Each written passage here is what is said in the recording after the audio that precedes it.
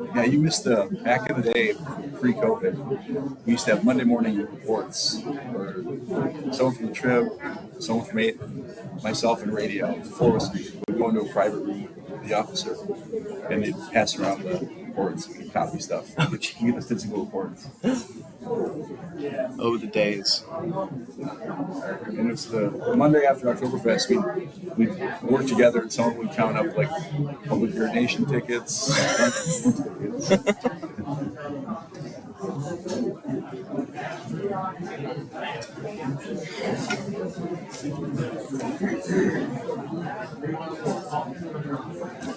Come on now.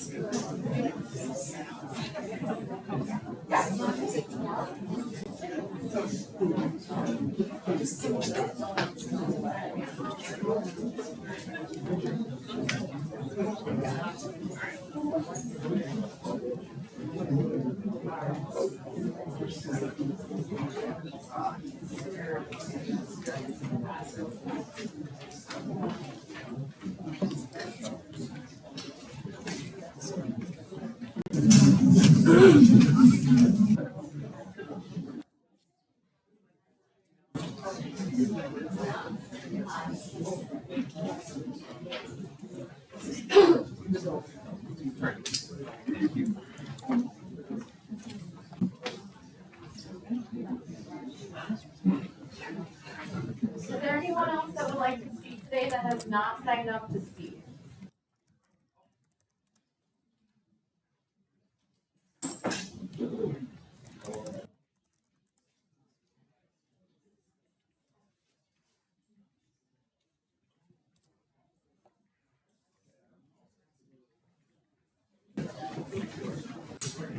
No, I'll play again.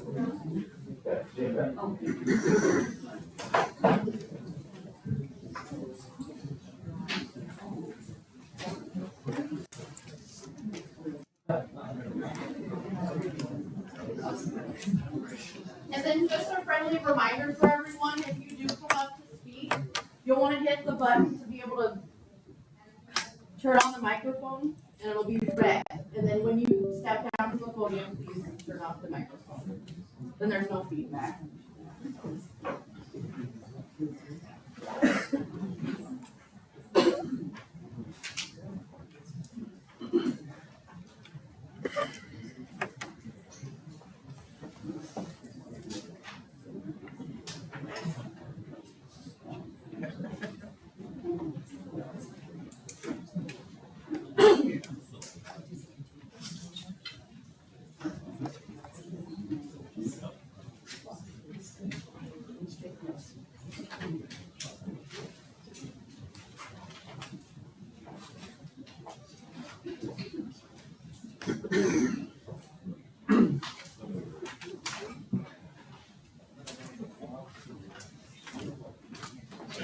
All right, we're going to call meetings. Meeting of Board of Public Works. It's Monday, June 3rd at 10:01 a.m. All members of the Board of Public Works are present in council chambers, so I'd entertain a motion to approve the minutes from the previous meeting on May 28th. That motion made by Councilmember. That motion not made by Councilmember Dickinson, and a second by Director Train. Discussion on the minutes, additions, deletions. Seeing none, get your votes. Motion carries, minutes are approved. Our agenda this morning, the first item 24-0619, resolution approving 2023 Compliance annual report for the Alton wastewater treatment facility. Superintendent Green was on the call. This is recommended for approval. Are there questions for Superintendent Green on this item? Yes, Councilor Schwartz. Thank you. I'm wondering if Mr. Greeno could just give us a very brief, high-level overview of the report. I know we do this annually, and I appreciate his department's thoroughness in this report, but for public transparency, if we could have a brief overview and summary of it, I would appreciate that.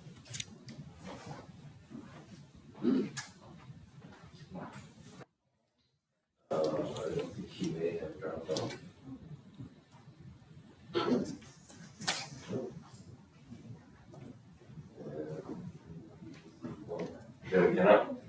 Again, this is recommended for approval, however, and it is an annual report as you were mentioning. So I would entertain a motion. Councilor Schwartz has a motion to approve and seconded by Councilor Dickinson. Any discussion about that? Sure, Councilor Schwartz. Just so in regard to my last request, these are items that are available publicly on Legistar and on the agenda. I encourage folks to check out our annual reports as they can. Thank you. Great, thank you. Any further discussion? All right, seeing none, cast your votes. Motion carries. Items approved. 24-0476, resolution approving partial vacation of public use right of way on the south side of Fisherman Grove. This is recommended for approval by staff. No questions for engineering on this item? Director Chair. So this is an item that came before us in April. I just want to clarify if there were any changes. There have not been as far as I'm aware of. No, to the question, there have been no changes. The private party did supply a legal description and map, which were approved and reviewed by engineering, and those are attached. Great, all right, and there's a motion to approve by Director Gallagher and a second by Councilmember Dickinson.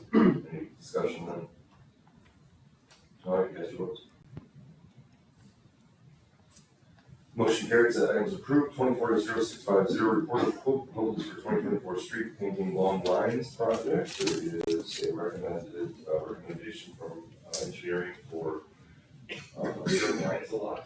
Should be the long line street picture for 100,000 plus change.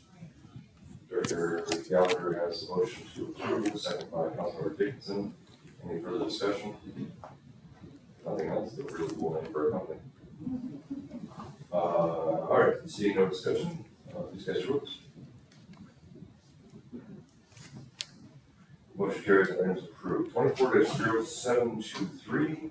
This item was something that was referred to as last week's meeting, inviting merchants to choose their parking fees on the south side of the 1,000 block of Still Street. I know that there were some questions about whether the city was being asked to supplement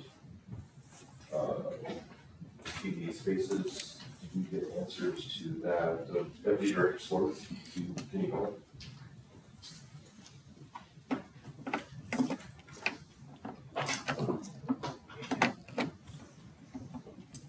I believe the questions were related to the available parking stalls that they had in their parking lots, and if they had enough ADA spots.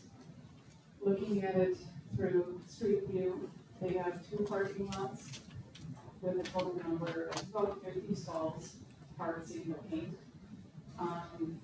And there were 2 designated ADA stalls.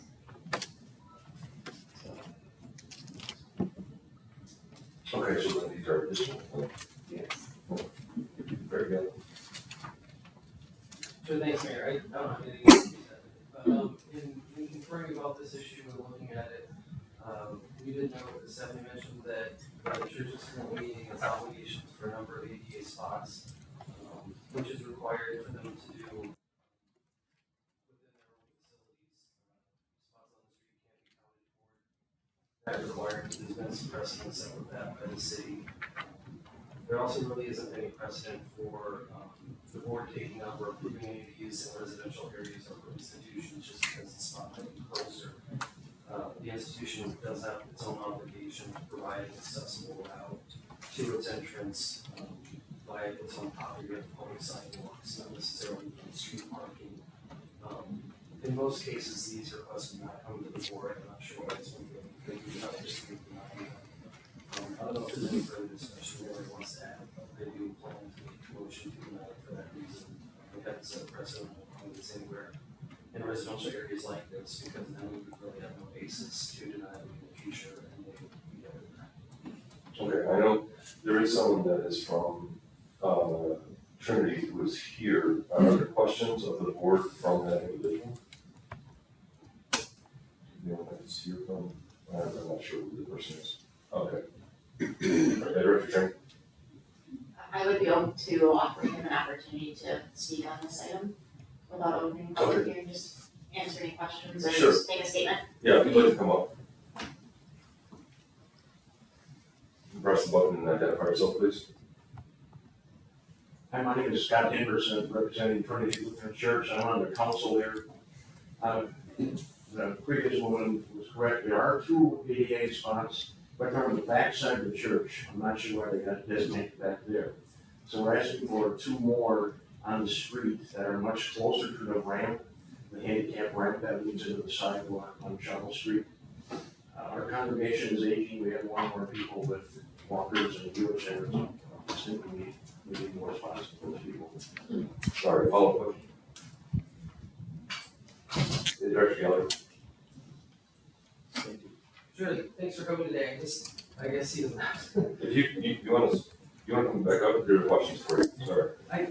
Sure, I guess I wanted to ask, there's currently a scenario along the south side of Sill there that is already no parking that I believe was made so for drop off and pick up. Is that area still able to be used temporarily for people to access it? They don't need to really park there, right? They can drop off or pick up. There's 2 or 3 spots right in front of the door on Sill Street, and then there's 2 more spots to the west that are regular parking. So those are the 2 that we're asking to be designated as ADA. Okay. And we'll continue with the drop-off area. Thank you. Councilor Schwartz, yours again. Okay, Director Chang, yours again. Okay, any other questions then? Okay, great, thank you, sir. All right, so we are needing a motion on this item. I think, Director Geller? Yeah, I guess I'll go ahead and make the motion to deny, but I wanted to explain a bit further, that not only would I want to be put in a case where the city is providing these types of parking spaces for the institution, or meeting their obligation for them, but also that it's better use of the public space to allow them to drop off and pick up. In reality, if we did designate these as ADA spots, any neighbor from any adjacent property could park there and not be forced to move if they did have a valid license plate or permit for ADA. They could serve anyone, not be reserved just for the church, as these tend to not really serve the purpose they intended for. All right, well, let's make sure that we have a motion on the floor and a second on that. Councilmember Schwartz has a second, the motion is to deny. Any further discussion? Okay, on the motion to deny, please cast your votes. Motion carries, request is denied. Thank you for coming here today, sir. 24-0734 Hess Street reconstruction exception to Boulevard slope. I know there's a narrative on here, but I'm assuming it's similar to what we encountered last week. Is that correct? Okay. And are there questions for engineering staff on this item? There's a motion to approve by Director Gallagher, second by Councilmember Dickinson. Any discussion? No, please cast your votes. Motion carries, approved. 24-0742 request for signage over right of way for Gerhardt's and First Supply at 106 Cameron Avenue. There's some documents on the agenda associated with this. Any questions about this? Director Train has a motion to approve. Second by Councilmember Dickinson. Discussion, Director Gallagher. My apologies, I didn't look through every document that was attached here. Is this going through the revocable occupancy permit process?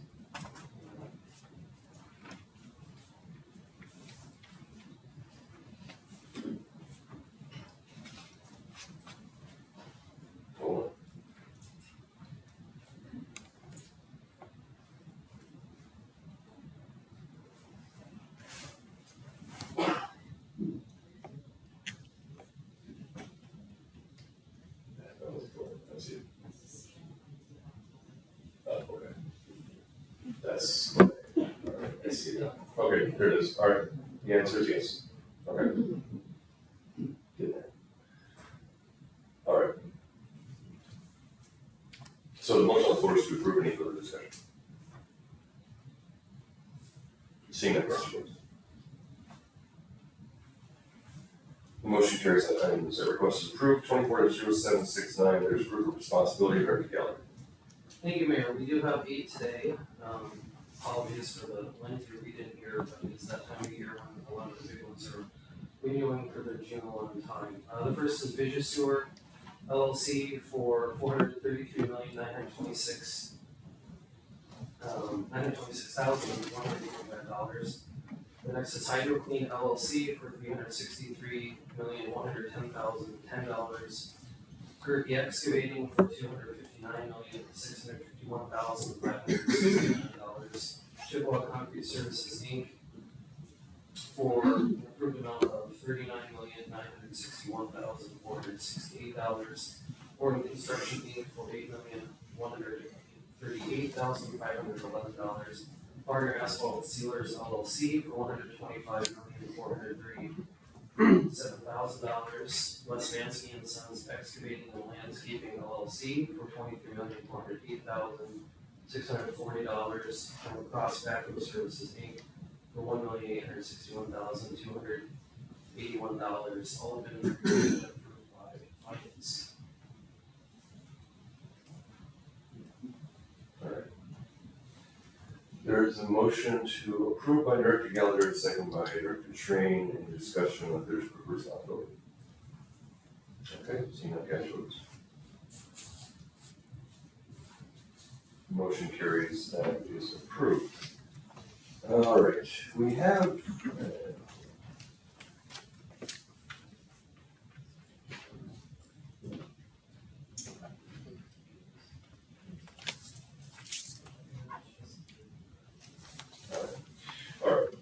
So we have, and these are the next 4 items: 24-073, 24-079, 24-0740, 24-041. Street privilege for request for max out energy for communications in the right of way in various areas of the city. These are, this was a mislabel. These are actually, it looks like gas infrastructure and all of these. Are there, in relation to any of these 4 items, other questions? Okay, so without objection, I just will move these together, these 4 items. And do I hear any objection to that? All right, so I'll take a motion on the 4 items that were read. Director Gallagher has a motion to approve, second by Councilmember Dickinson. Any discussion on those items? All right, seeing none, cast your votes. All right, the motion carries. Those are approved. 24-0743, Brightspeed Street Privilege Permit request for communication right away to Fannery Road. Any questions on that item? All right, entertain a motion on that then. Councilor Schwartz has a motion to approve, second by Councilmember Dickinson. Discussion. All right, seeing none, discussion. Okay, motion carries. That item is approved. 24-0510, Councilmember request to approve the addition of various tax parcels within the city of Crosse as can be prohibited on city-owned land in accordance with subsection 32-5 of the municipal code. This item was referred from 2 months ago with a desire to have more information on the specific parcels and gather some information. We certainly have done. There are a number of people here, I think, wishing to speak on this item.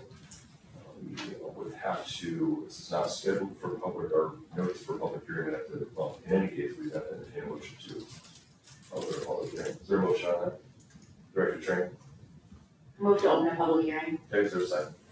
And second by Councilmember Schwartz. On the vote on the public hearing. Okay. By voice vote. All those in favor of opening a public hearing, say aye. Opposed? There are none. All right, public hearing. We'll follow the normal council rules for public hearing, 3 minutes. First speaker has a time limit with a total of 30 minutes total. And we'll start from the top of the list that I have in front of me. And that would be, the first person would be Eva Von Hayden. If you'd like to come up to the microphone and identify yourself and where you live. Thank you. I'm Eva Von Hayden. I live at 14 Copeland Avenue, next to Festival Foods. When the city banned camping north of Riverside Park in March, people set up camp in the marsh behind our building. Even more streamed in from other areas. As you know, there have been many problems since then. We call emergency numbers at all hours, reporting screaming, profanity, and obvious violence occurring. Dogs run loose, unlicensed and unvaccinated. We've reported clusters of used needles on the trails surrounding our homes. Hazardous materials and human waste is polluting the marsh. Where will it all go when the whole parcel is flooded? We watch timber being harvested with axes and chainsaws, and there's open burning. We don't walk the Veterans Trail from Copeland to Lane Drive now for fear of aggression, solicitation, vicious dogs, or worse. Guns have been fired and drug deals take place on these trails and literally just outside our doors. Individuals actually check our doors, attempting to enter our building.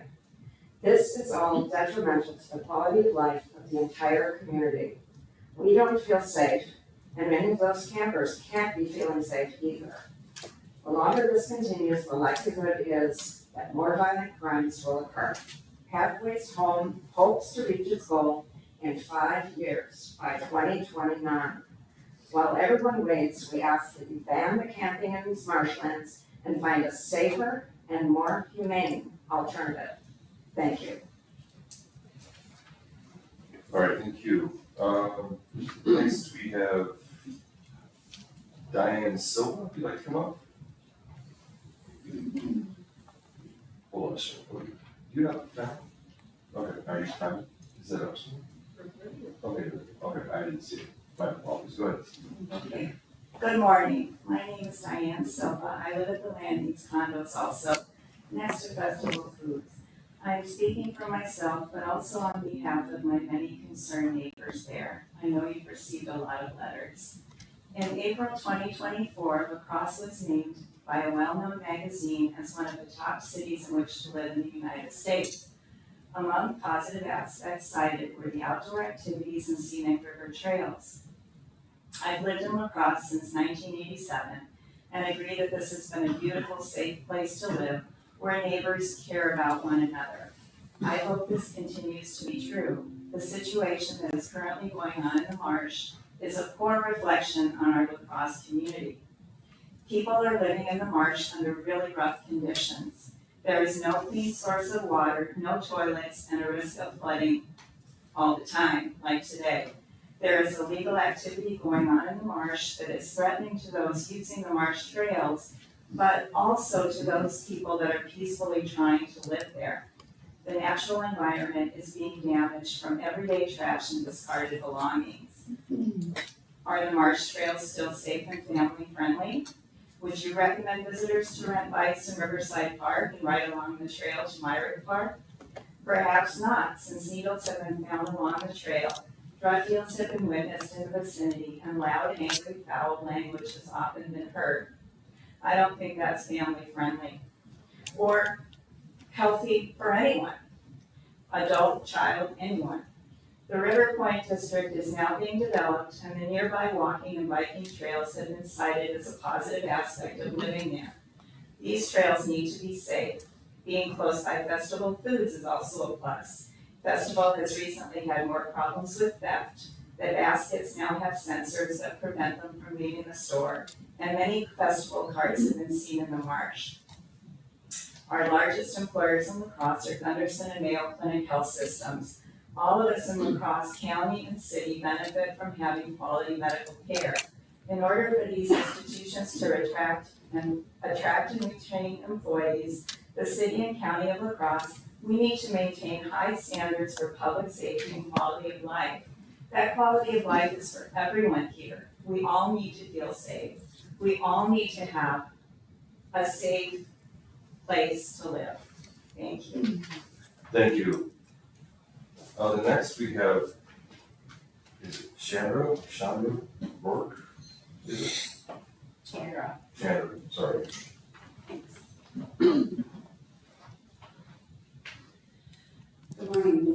me speak. So my name is Chandra Rourke, and I have been a resident of La Crosse for 24 years. I'm a homeowner and a taxpayer. For every year I have been a resident, I have walked the Marsh trails or ran them. I use the trails for exercise, stress relief, and to clear my head after putting in my 40+ hour work week. Usually when I'm back there, I look around and enjoy the nature wildlife our city has to offer. I have always listened to music and never taken a phone with me until recent. I haven't felt the need to have my phone due to the fact that it is my time alone and I have always felt safe. As of recent, I no longer feel safe. Our marsh has become overtaken by the homeless population. I feel some of the people back there have beachfront property without paying for it. The garbage that's littered all over it makes me sick to my stomach. I see needles, human feces, garbage, and let's not forget the tents and the tarps. What an eyesore.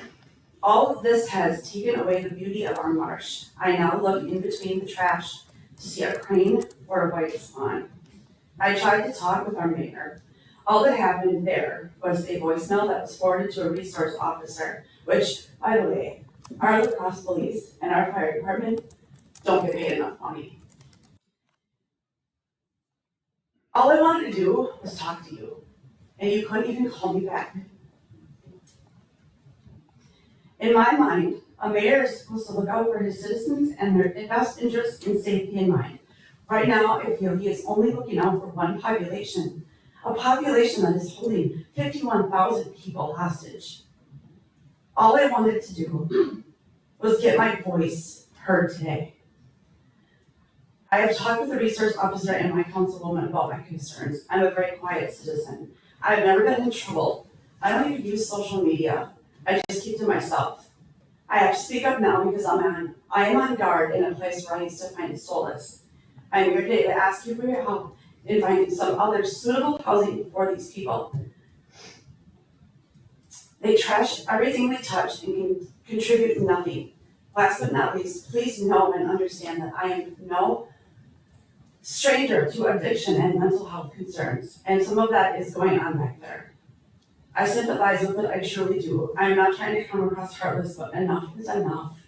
There has to be some other resolution. Thank you. Thank you. Next is Mary Kay Kavanaugh. Good morning, Mr. Mayor and Board of Public Works. Continuing to allow camping in the marsh is draining public resources. According to public records, there were 21 police responses to the area around the marsh between March 30th and May 2nd, and 20 fire responses between April 4th and May 21st. During a recent tornado watch, fire personnel went through to warn marsh residents and offer shelter at Copeland Park. We heard police go through again around 9:30 p.m. that evening asking, "Everyone okay there? Need anything? Need Narcan?" In a response to one of our neighbors in early May, Parks Department head Jay Odegaard responded, quote, "At this time, the Parks Department is doing the best we can in addressing the symptoms of homelessness, primarily focusing on trash and safety concerns. With the current city ordinance structure, encampments can't be removed from their present locations. The department's budget is extremely stressed with expense related to trash collection and needed private security contracts," end quote. In response to another neighbor last week, Mayor Reynolds stated, quote, "Outreach teams, including city and county staff and various private service agencies, are in close contact on site with all individuals twice a week. La Crosse police are engaged with these same individuals continuously. About once a week at various times of the day, I walk through most known locations where our unsheltered population gather and sleep. The La Crosse police chief, fire chief, and parks director do pretty much the same thing," end quote. There has to be a toll on the Parks Department staff who've had to clean up the Huska, Cameron, and River Point areas only to look forward to doing the same in the marsh. From a fiscal standpoint, it seems like a disproportionate amount of city resources are being used at taxpayers' expense to deal with issues that keep repeating themselves with unsheltered individuals. They are putting our Marsh residents, our first responders, city employees, and businesses and residents around the Marsh at risk. Thank you. Thank you. Next is Lucas Di Lorenzo.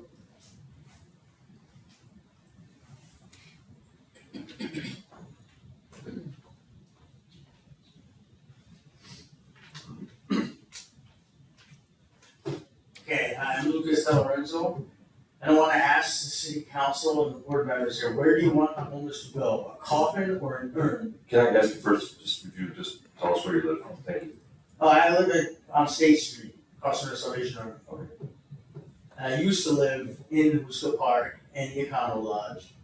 I know you personally helped me move out of Luther Park before Mayor Mitch. But yeah, I ask again, where do you want the homeless to go? A coffin or an urn? Because that's it. I don't see any options being provided, just where not to be. Don't be here, don't be there, don't be anywhere. Provide an alternative, then kick them out of places. Homeless people are still United States citizens and citizens of this city and have the right to be on the public land, whether you like looking at them or not. Okay, give them a place to go, then it won't be morally repugnant to just get rid of them. We didn't have these Marsh Trail camping problems and all this when we had Huska Park and the Econo Lodge. I was there. I asked for some kind of alternative, give them somewhere to go. What's wrong with Huska Park? Do that again, do something, give them a spot. And after Huska Park was closed, I went to a lot of funerals, because there wasn't any overdose deaths there. There was always somebody around to save them. So give them somewhere to go, please. Thank you, sir. George Park.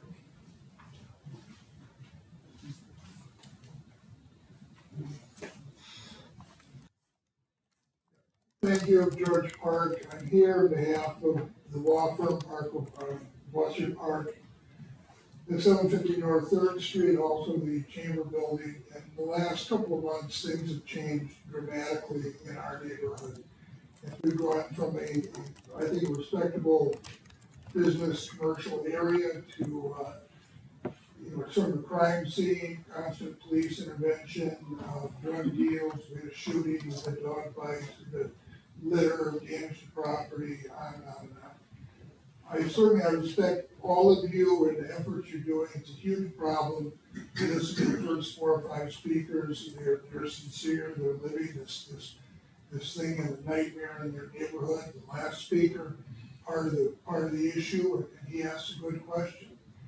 I think when you look at the history, we've gone downhill. It's getting worse. And Huska Park it had its issues, the Econo Lodge had its issues, Riverside Park, Kent City, and all up and down the Black River had issues. But none of them are worse than where we are right now with the bike trail. We're impacting every resident who uses the pedestrian bike trail. We're impacting the tourism business. What we advertise is available for people for biking. And at the same time, it's not safe for the campers. They can't get access down there. We've got flood issues, we have sanitation issues. So of all of the alternatives we have, none of them have been worse than where we are right now. I commend you for what you've done in the past, but we all need to get ahead of the problem, come up with a solution. And I think part of what you're doing today, considering banning camping from all public property is a step in the right direction. We need to stop it. But we need to come up with a plan. And I don't know what it is, you're smarter than I am, you've dealt with this for a long time. But where we are right now is not where we need to be. As Einstein said, the definition of insanity is doing the same thing over and over, expecting different results. We need to get ahead of the issue this time. We need to be creative. We need to come up with a plan. But letting them stay in the marsh is not good for anyone. Thank you very much for your time and all your efforts. Thank you. Thank you, sir. Councilmember Keel.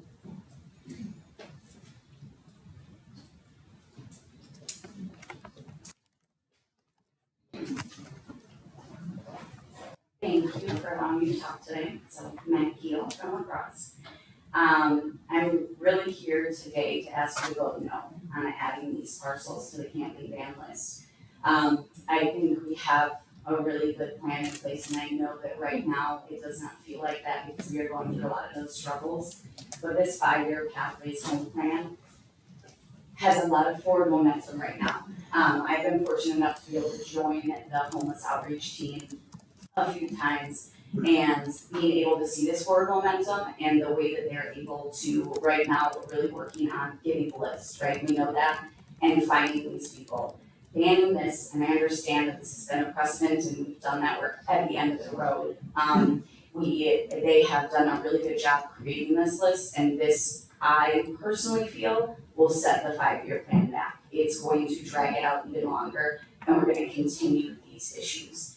We need to really focus on evidence-based practices. I think that is huge, and that is what that 5-year plan was built on.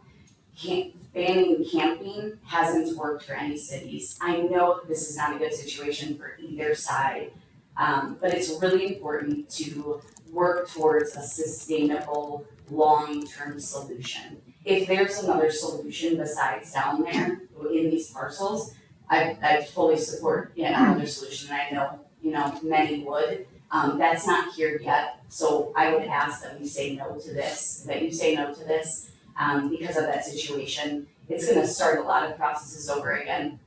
This Friday, I was able to join outreach team, and they were able to locate an individual they were looking for 2 weeks. So after the ban happened down at Riverside, there was then again a big, obviously this person, they can't find those people. Certain individual, I had to witness them find this individual, but it took 2 weeks to do that, and they were on the top of this list. So that is a huge piece of it, to keep the list moving, to keep them getting into housing. So again, I know that this is a tough decision, and voting yes or no is not a solution. I do think voting yes for this is going to hurt the solution that we are trying to put forward. Thank you. Thank you. Mike Swinghammer?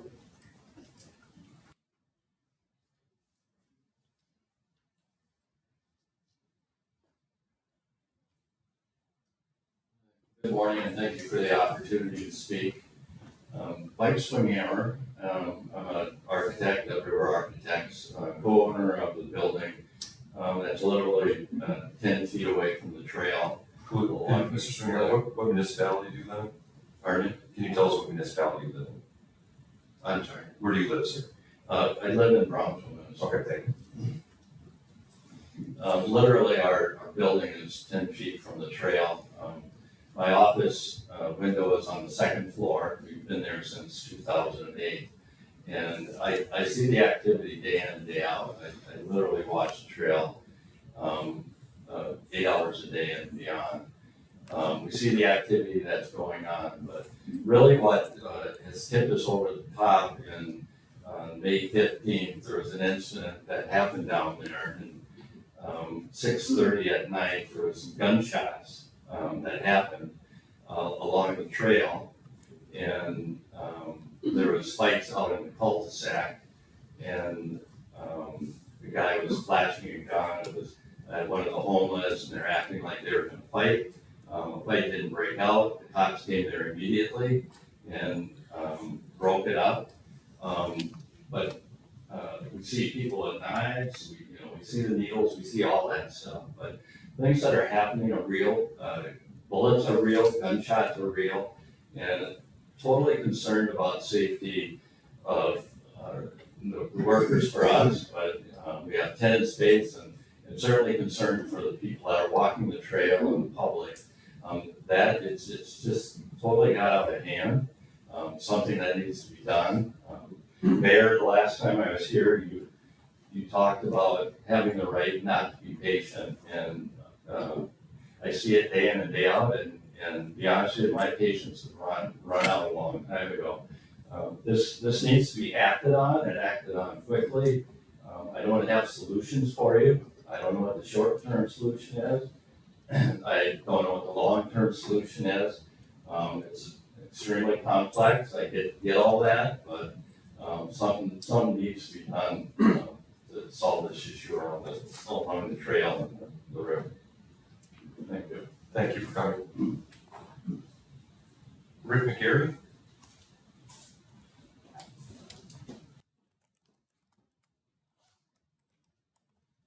Good morning, thank you for this opportunity to speak. My name is Rick McGarry, and I've been in the River Architects Building at my office since 2012. I want to lead by Where do saying. you live, sir? Pardon?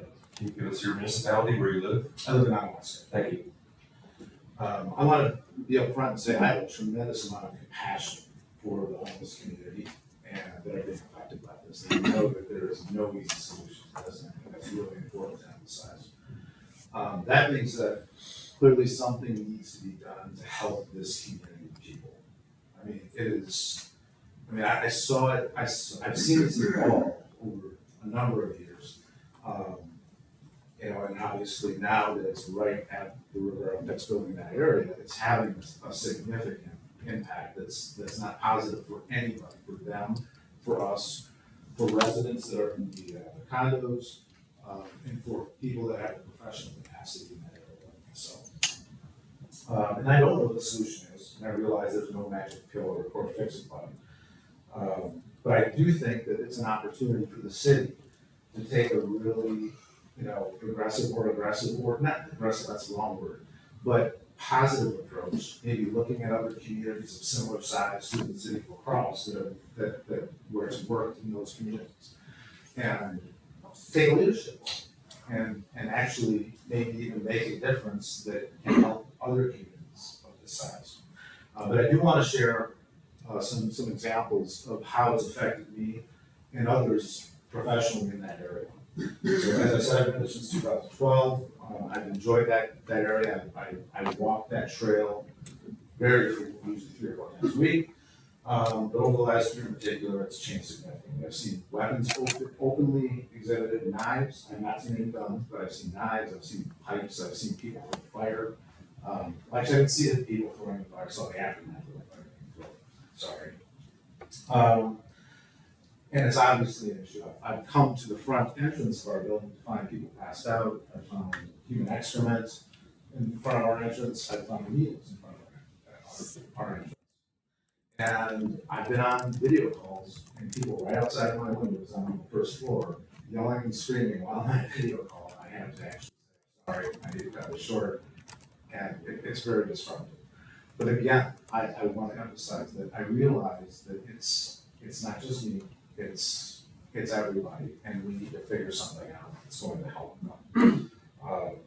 So I hope the city can do something. I know that it's not easy. It's going to take some effort. It's going to take some compromise. It's going to take some compassion. But I urge you to do something. Thank you. Thank you, sir. John Ellison? Good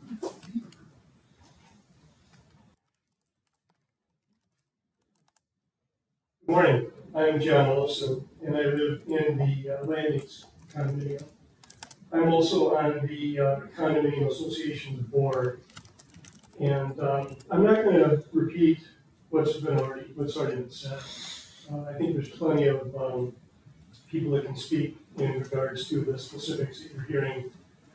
What I wanted to mention is the fact that our building is not just occupied by mature adults. It's not just mature adults that are being negatively affected. We've got young children and young families in this building. We have a lot of grandchildren that come and visit their grandparents in this building. And I know that there are many of these families that have aborted those plans because of what's going on behind us. It's right out our back door. It's not, we don't have a buffer of land and then river and then kind of a hidden area. This is right out our back door. You can see people walking and camping like it's right out of your deck. So these young kids, these children, it's well documented. Studies are well documented. The young kids that are exposed to this kind of stuff that's been talked about has potentially lifelong negative effects on their mental health. That's a fact, and that's just something that I had not heard anybody bring up yet, but I wanted to mention that. Thank you, guys. Thank you, Mr. Ellison. Rocks, is it?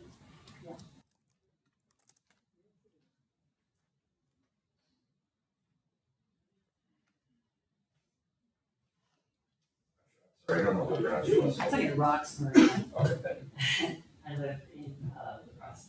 I only really signed up to speak because I wanted to make sure Lucas spoke. He has lived experience and he's amazing. He's been on drugs for 10 months. And he has an apartment. And he saved a lot of lives when he lived in Scott. That's what I'm talking about. There's safety in numbers. It may not be pretty to look at, but keep in mind that you're looking at them from the comfort of your home. You have a bed to sleep in, you have food in your fridge, and you have clean clothes in your drawers. People don't have that. You can't vote yes on this unless you have somewhere for them to go. You're going to kill them. And that karma will be incurred by all of you who vote yes. And I wouldn't want to deal with that. Great, thank you. Alicia, can you give us a cumulative time check where we? 23 and a half. All right, move on. Dave Scallucas next. Good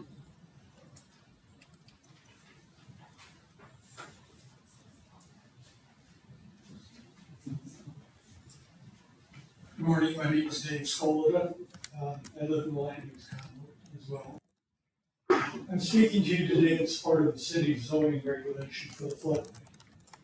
The city of La Crosse is allowing camping in the floodway in the lands between the S4 and Veterans Trails from Colton Bridge to Monitor. According to the floodplain zoning map, these lands, some city-owned and some privately owned, are in the floodway. Camping is not listed as a permitted use of land in the floodway.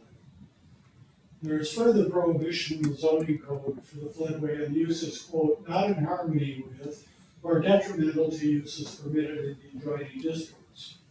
The Landings neighborhood of 44 homes in the district that abuts the floodway. Landings residents have repeatedly objected, as you've heard, on reasons why it is detrimental and not harmonious. There are further prohibitions on habitable structures and on the presence of materials that are moist, flammable, explosive, injurious to property, water quality, or human, animal, plant, fish, or other aquatic life. I find it noteworthy that the risk of flooding was cited as the reason campers were dispersed from the area along the Black River in the River Point district in April. As we have seen, flooding is just such a risk in the area where they were permitted to resettle. Both areas are in the floodway district. It is time for the city to respect the requirements of zoning. The primary goal of zoning, after all, is to protect health and human safety. Thank you. Bob Weathers.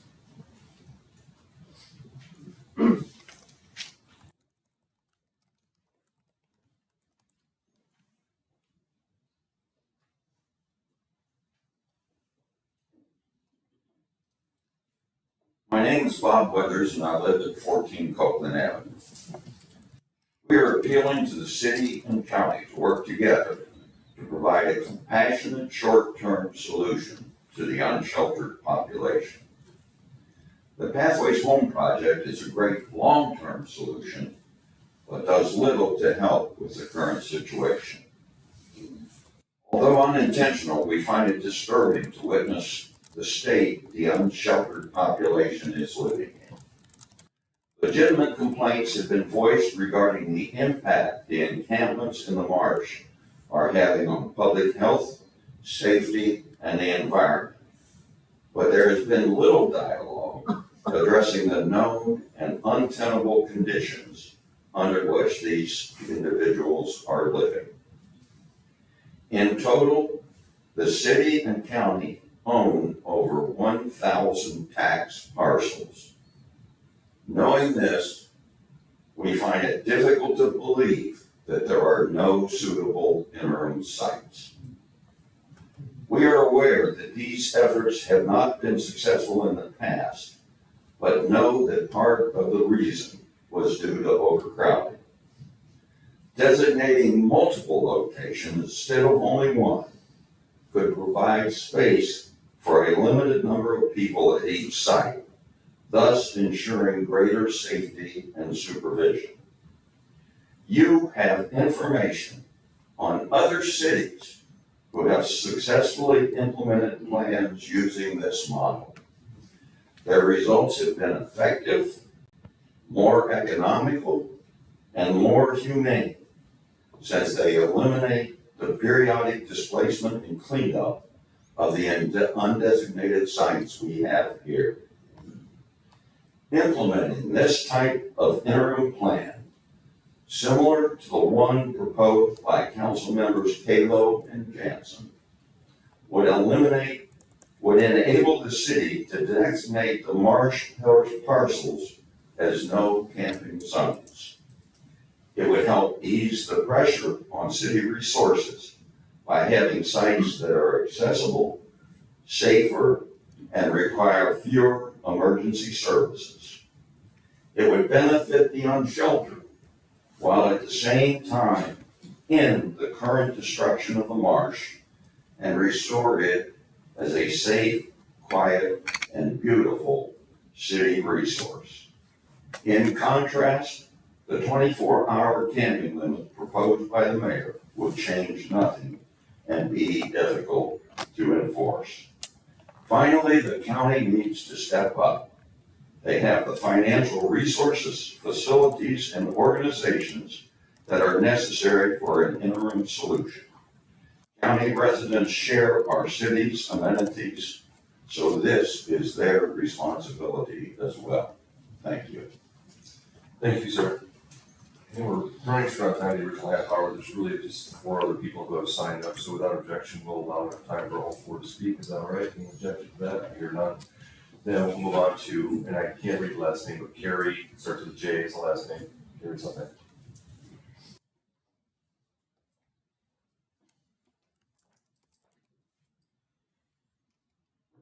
Hello, my name is Luke Sampson, and I'm actually going to be speaking on Carrie's behalf. Okay, pretty good. I live in Crosse over by a Mayo Clinic. Okay. Earlier today, a gentleman said that he and his fellows are living a nightmare, but they're having that nightmare in the warmth of their own homes, and they're just feeling inconvenienced. I ask you to see the homeless population as a group of individuals who are living an unfortunate life. And if any of you become homeless, would you still vote yes? People can't recover and grow when they are constantly suffering from fight or flight. So individuals make poor choices when they get hit with desperation. These folks are surviving in the wilds of La Crosse, and in my opinion, they are more human than any of us. The middle and upper class turn on their TVs and watch shows about surviving the elements and hold those stars in high regard. The only difference between those survivors and our homeless is that the survivor gets to go home when they are done. Are you inconvenienced by the homeless? How do you think they feel? It's very inconvenient to be homeless. Just think about that, and I hope you vote no. Homelessness is not something that is fixed out of sight, out of mind. It just relocates people to another area, inconveniencing more other people. It may not be your community, but they are still a community.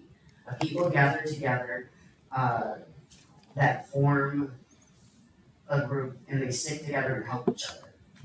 Voting yes would be discrimination towards a growing minority group that are vulnerable and eclectic. Please vote no and work together to solve this epidemic.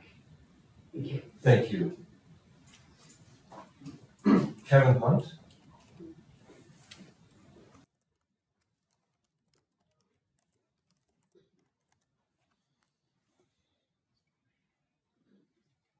Kevin Hunt lacrosse.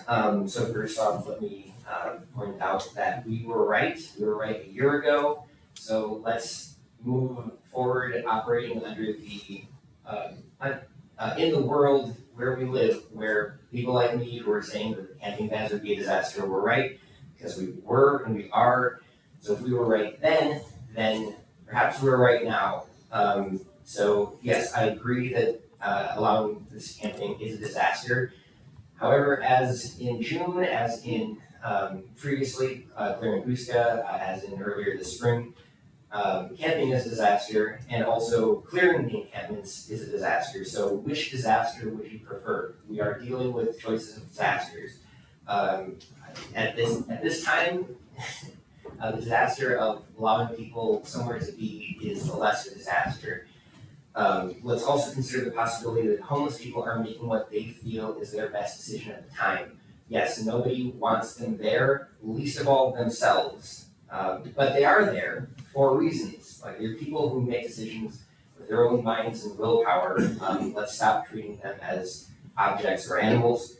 I was at the executive committee meeting on Thursday, and I thought that was extremely embarrassing for everyone involved and for the city as a whole. I don't know what is going on with Pathways Home, but we're now 6 months into 2024, and I have seen basically nothing. I was part of Pathways Home community planning last fall, and it's really annoying, I guess, disappointing that there have been basically no updates about what's been going on for the last few months. So in the meantime, we need surge shelter. That hasn't materialized. I think the big problem here is that there seems to be this delusion that solve this for free. We need to just admit this is going to cost a lot of money in the short term, medium term, and long term. I pay attention to capital improvements projects. I see that in the budget there are multiple streets programs that are street reconstructions that routinely go into multiple hundreds of thousands of dollars. You just cancel one of those and use the money to pay for keeping people alive. Also regarding shelter, yes, some people will not go to shelter because of restrictions or safety issues or conflicts with other people in shelter, so there will have to be some camping pretty much permanently. So I think this committee needs to remove a parcel from the 32-5 ban, such as Hooston Park, where at least neighbors were not complaining when it was there. People's right to use one park for recreational activities is secondary to people's right to engage in basic survival activities and having a place to go. Also, there is the imminent decision on the Supreme Court case relevant to this. Thank you. Thank you, Mr. Hunt. Caitlin Collins, is it?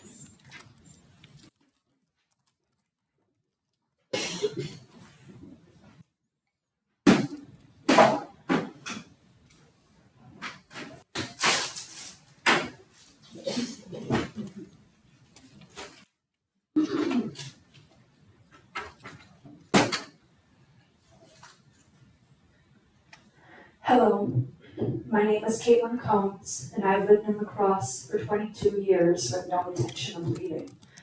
From November 2022 to November 2023, an average of 4 people died in Crosse due to a lack of basic human needs: food, shelter, weather-appropriate clothing.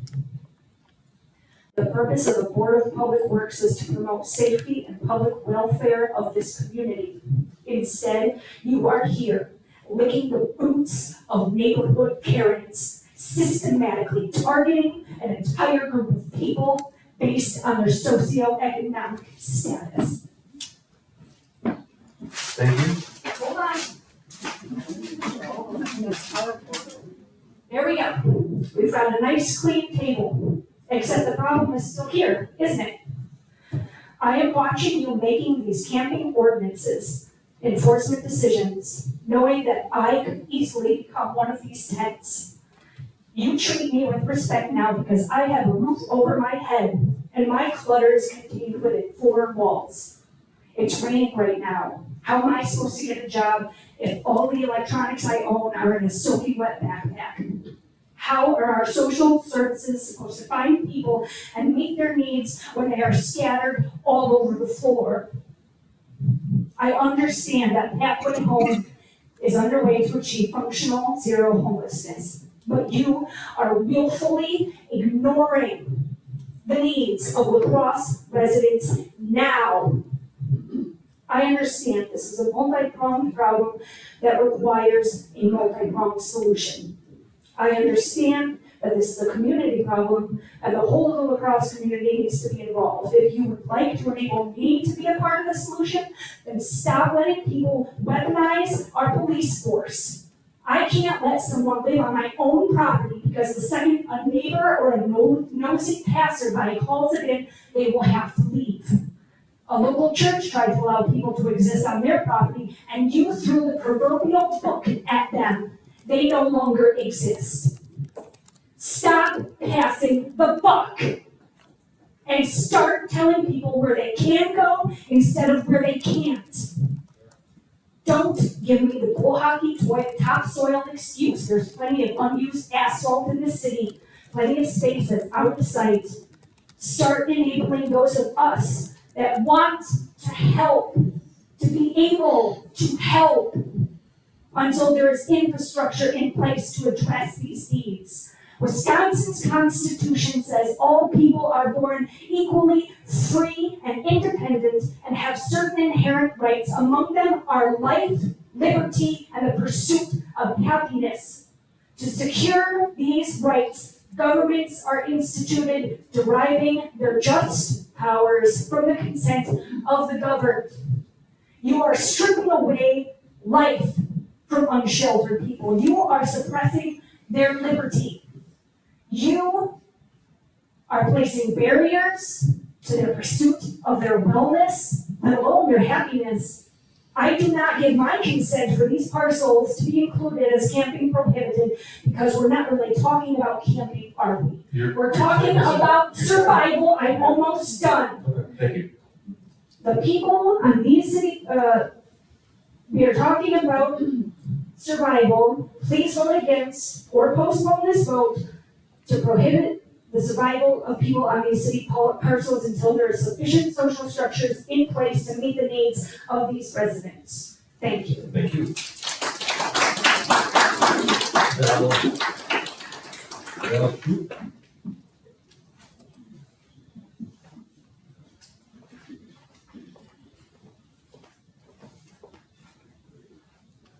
Good morning, my name is Al Shute. I live at 5105 Grandwood Place West in La Crosse. I moved here in 1975 and the downtown has been my place of residence as well as my business.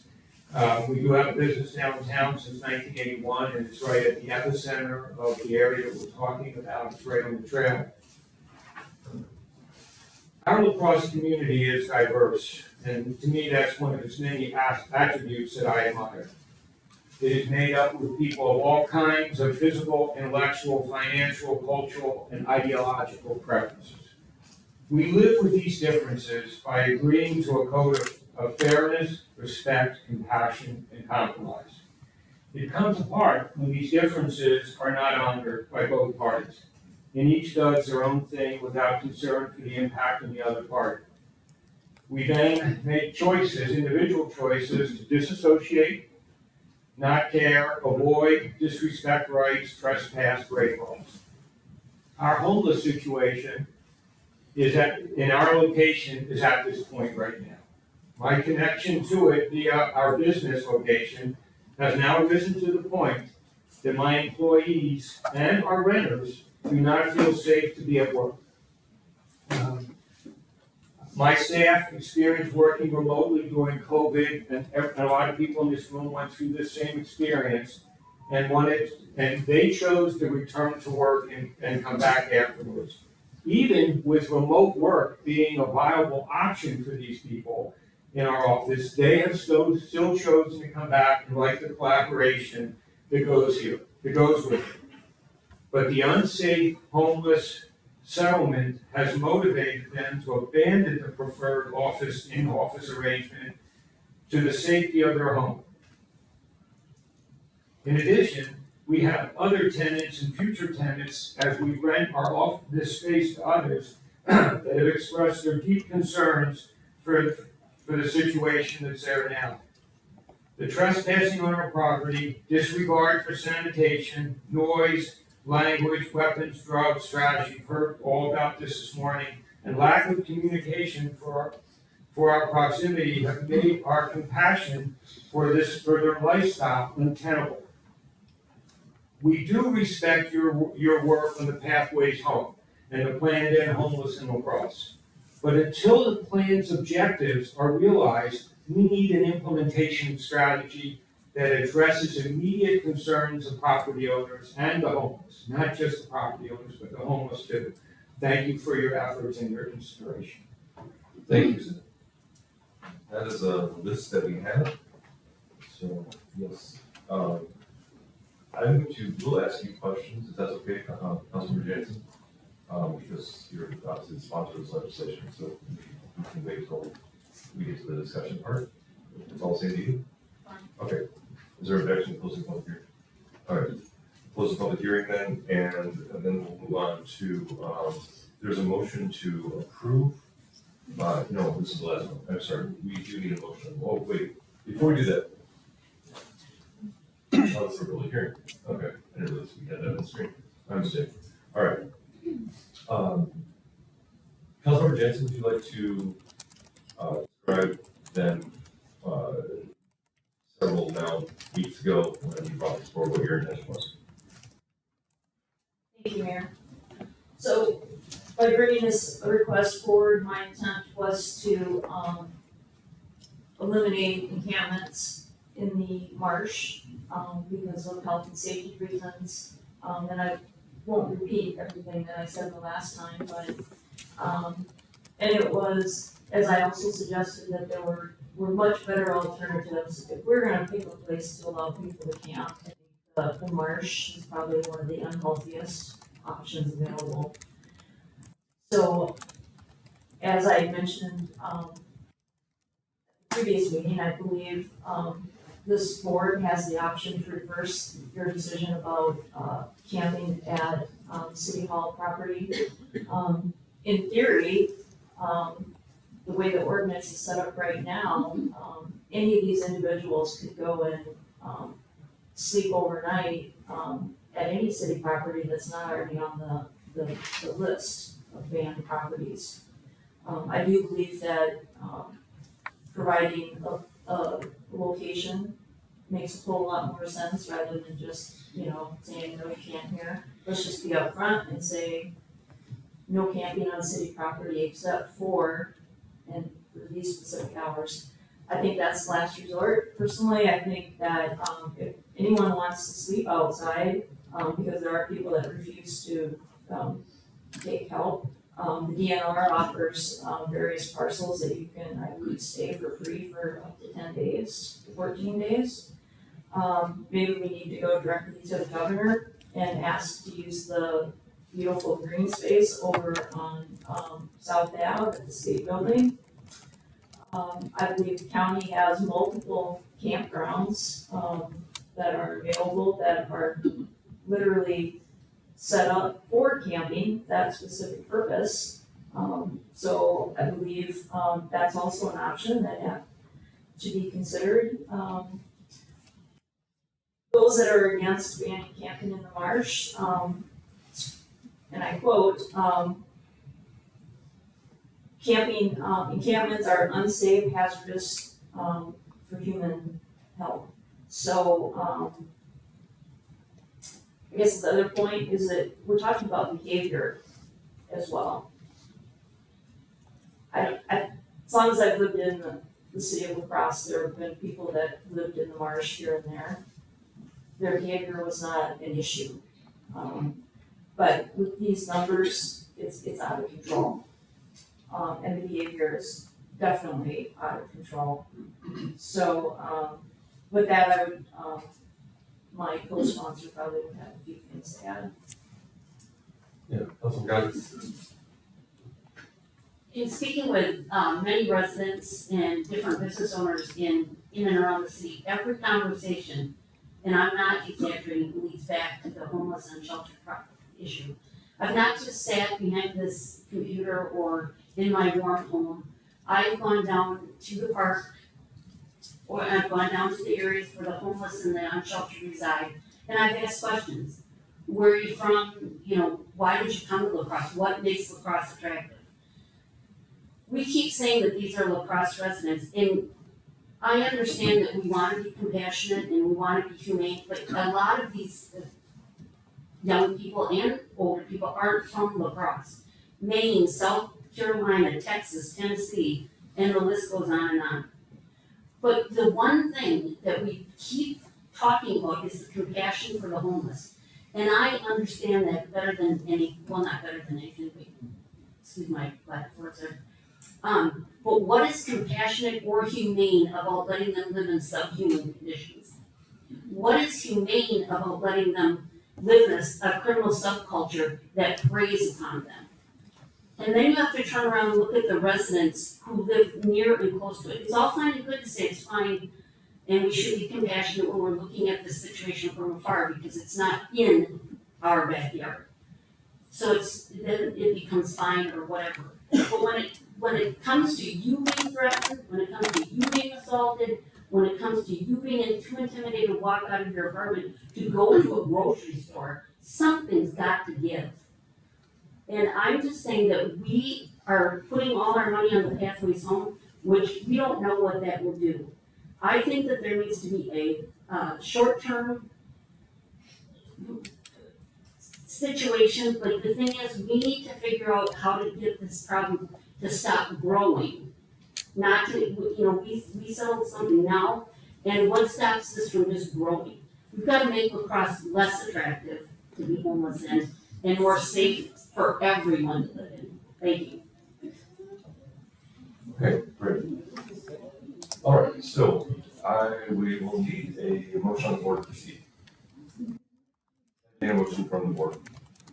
And the item before us is the council request to approve the addition of the various tax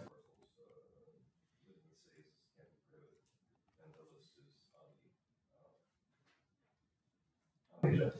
Councilor Dickinson. I listened to all of this and I still stand firm. I believe I would like to make a motion to deny. There's a motion on the floor to deny. Is there a second? And there's a second by Councilmember Schwartz. So the motion on the floor is to deny. And the second by Councilmember Schwartz. All right, discussion. Councilor Dickinson. Well, I just feel like we've moved this forward as far as we can. And we keep saying where people cannot be. And I need to put my faith in the Pathways Home project and plan. And that is why I'm not wishing to move this so that people disappear to a new space.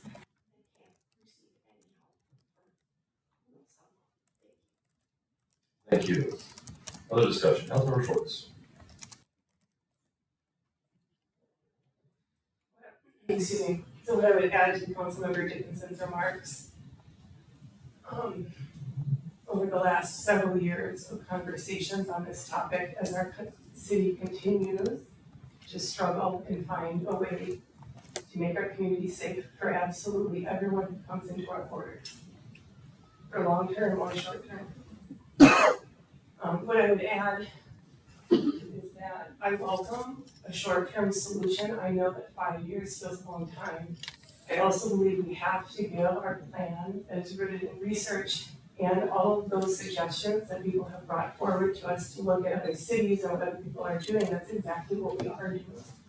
We are looking at those things to find a way to truly be a city where people don't have to be outside because they have no place else to go. And we today do not have another place for people to go. And that's the truth. Not today and not tonight.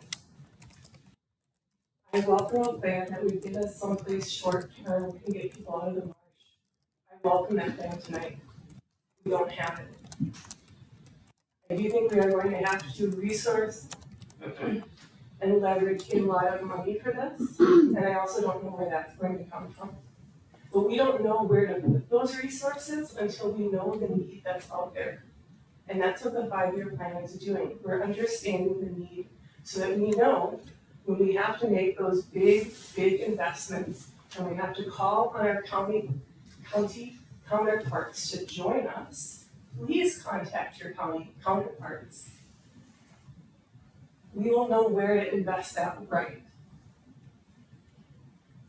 So in the long term, I believe that our 5-year plan will get us there. I know it is super painful and really difficult and absolutely untenable for all of us now. So I welcome short-term plans. I know there's conversations in the community and here in council and at City Hall around those. We have not found that short-term solution yet, but that does not mean that we aren't looking at them. There are conversations happening. So I'm gonna be voting against banning additional parcels today. I don't wanna scatter more people. I don't believe it will ultimately help us get to where we need to go in the end. Director Train? Thank you, Mayor. This is a big one. So I want to address some of the things that were discussed by some of the members of the public today and answer some questions. So there were comments regarding finding safer, more humane alternative, suitable housing, and we 100% agree. Today, we don't have that. I want to assure everyone who isn't updated on every day of the work of the Pathways Home, but it is happening every single day, 7 days a week, 24 hours a day. We are meeting and discussing and collaborating and reaching out and talking about fundraising and doing everything we can to get these people safe, humane, suitable housing. It is of the utmost priority and it is of the utmost responsibility to everyone in this room and everyone in the county, whether you know someone living on those trails or don't know someone living on those trails. So we're begging you to be patient and work alongside us and not against us as we're trying to move this plan forward.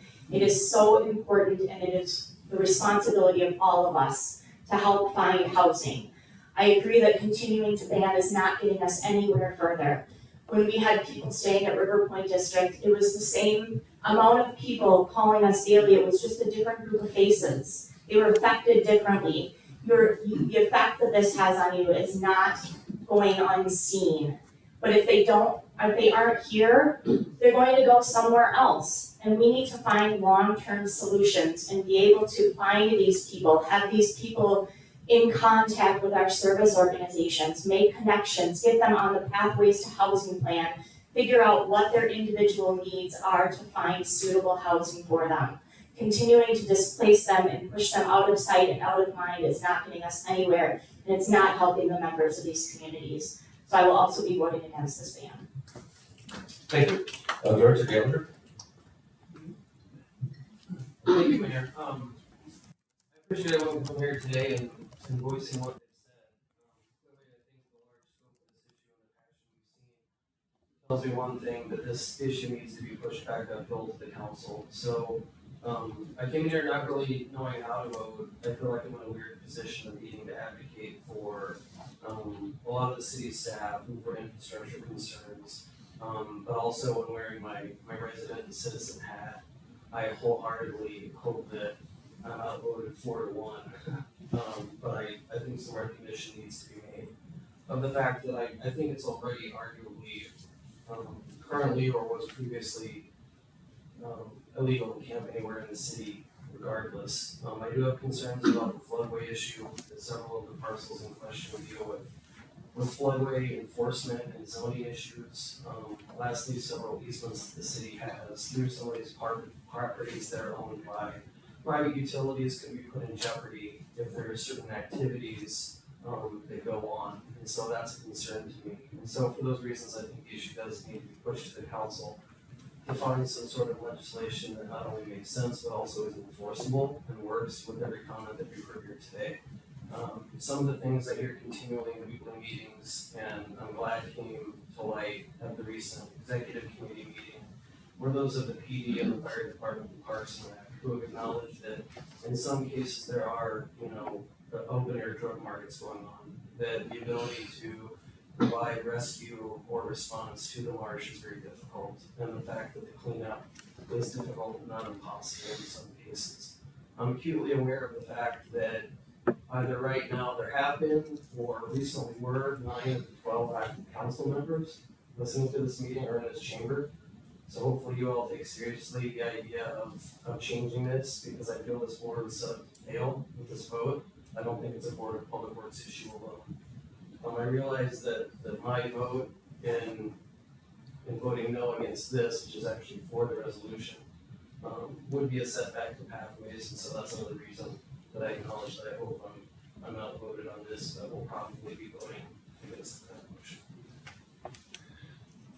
Thank you. There's just I want to echo what Director Gallagher said, that there has been ongoing conversations with our, when we meet with staff weekly to go over our homeless response. I think this has been called in the Marsh the worst possible place for camping to occur in the city of Crosse, because there is simply no, the access for police and fire personnel just does not exist. It is just almost impossible for cleanup to occur. We have accumulation of tremendous amounts of garbage, and it's just, in this area, it's impossible to get to. When we vacated the area north of Riverside Park, it was with the understanding that that area was bound to flood as it does every year. It did. And certainly then people relocated to areas that are just almost inaccessible, and at least in some ways dangerous for our personnel to get to. So just from an operational standpoint, the areas where people have settled is completely untenable. In relation to garbage removal, police response, and EMS response. So it is also just a monstrous health disaster all the way around. I don't think this board, no matter how it votes, is not voting against people camping in the city. There has to be consideration about where that camping occurs. There are some serious concerns about being in a floodway. Regardless of how we vote on public parcels at the Board of Public Works, the Marsh contains a number of other parcels that are not owned by the city of La Crosse, including the state of Wisconsin and the county, and the state through the DNR, the DOT, hundreds of acres of additional land in the Marsh that we have no control over. So, and again, if there were, and there are other places where people will settle, but are not in areas that are as impossible to get to as this is, or just inaccessible for police and fire personnel. In responding to emergencies, we often put personnel at risk, which is a consideration that I think our city should have. But I agree with Director Gallagher that this should never have been a Board of Public Works item to these camping bans should never have been in front of the Board of Public Works. It should have been a policy that was established by the City Council. And so we are where we at, I guess. All right, any further discussion on that?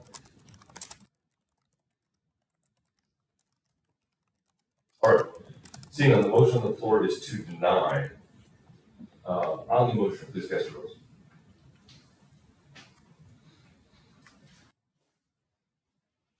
The motion carries that item is denied. All right, and that brings us to the end of our agenda without objection. Open meeting adjourned.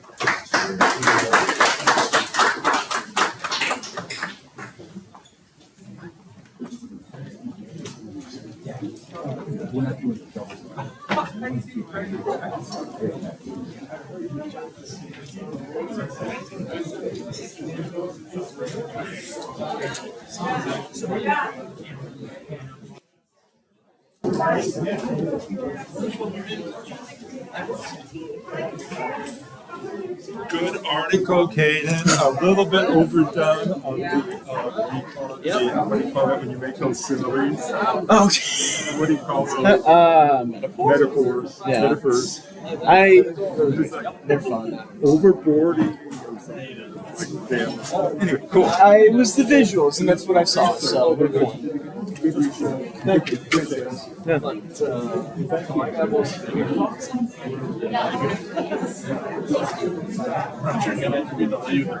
Yep. Really?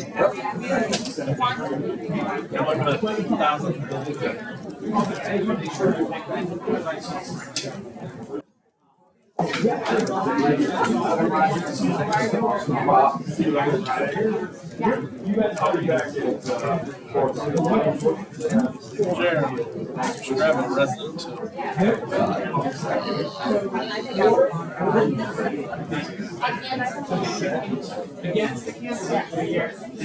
too.